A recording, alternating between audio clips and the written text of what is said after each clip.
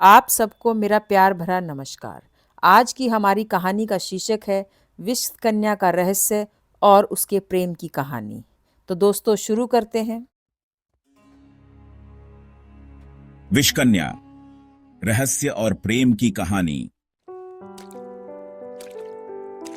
प्राचीन भारत में राजाओं और शत्रुओं के बीच गुप्त षड्यंत्र आम बात थी।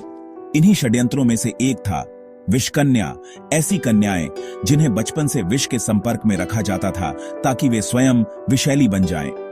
वे देखने में अत्यंत सुंदर होती थीं, लेकिन उनका स्पर्श या चुंबन किसी भी व्यक्ति की मृत्यु का कारण बन सकता था। कहानी की शुरुआत मगध राज्य के राजा चंद्रवर्मा को अपने दुश्मन राजा विक्रमसेन से बदला लेना था।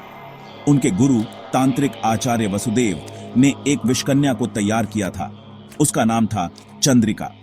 बचपन से ही चंद्रिका को सूक्ष्म मात्रा में विष दिया गया था, जिससे उसकी देह विषैली हो गई थी।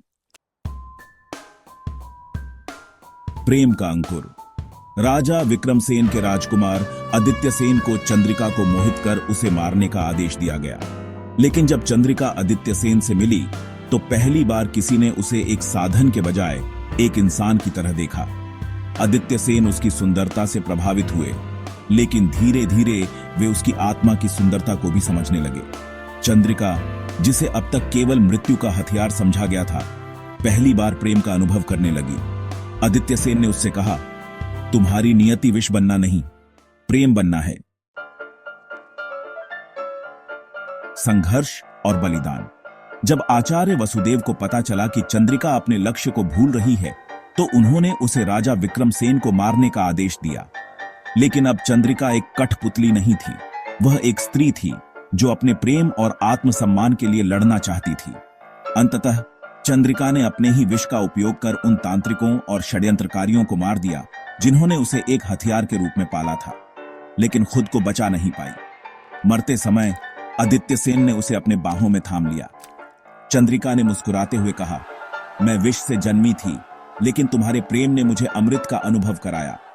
और वह सदा के लिए सो गई। कहानी का संदेश। यह कहानी प्रेम और भाग्य के संघर्ष की है। एक लड़की जिसे विषकन्या बना दिया गया था, उसने प्रेम के लिए अपनी नियति को बदलने की कोशिश की। लेकिन क्या कोई अपने अतीत से पूरी तरह मुक्त हो सकता है? प्रेम विष को भी अमृत बना सकता है, लेकिन कभी कभी भाग्य को बदलने के लिए कीमत चुकानी पड़ती है। तो आप सबको यह कहानी कैसी लगी? कमेंट बॉक्स में ज़रूर बताएं और इस कहानी को लोगों के साथ शेयर भी ज़रूर करें। आपको कहानी पसंद आए तो चैनल को लाइक और सब्सक्राइब ज़रूर करें। आपके प्यार के लिए बहुत बहुत धन्यवाद।